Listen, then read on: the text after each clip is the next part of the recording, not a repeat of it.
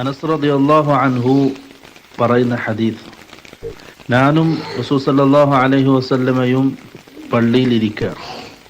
ആ സമയത്തൊരു സഹാബി വന്ന് നിസ്കരിച്ചു.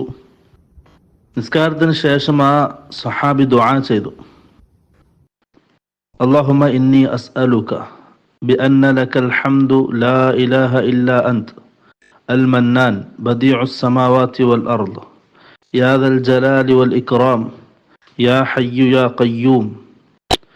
സഹാബി ഇത് ദുആ ചെയ്തപ്പോൾ റസൂൽ സല്ലല്ലാഹു അലൈഹി വസല്ലം പറഞ്ഞു, അദ്ദേഹം ദുആ ചെയ്തത് അള്ളാഹുവിൻ്റെ വലിയ മഹത്തായ നാമം കൊണ്ടാണ്.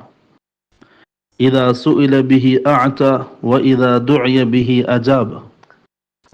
ആ ദുആന്റെ പ്രത്യേകത, ആ അള്ളാഹുവിൻ്റെ അസ്മാഇൻ്റെ പ്രത്യേകത, അതുകൊണ്ട് ദുആ ചെയ്താൽ ആ ദുആ സ്വീകരിക്കപ്പെടും.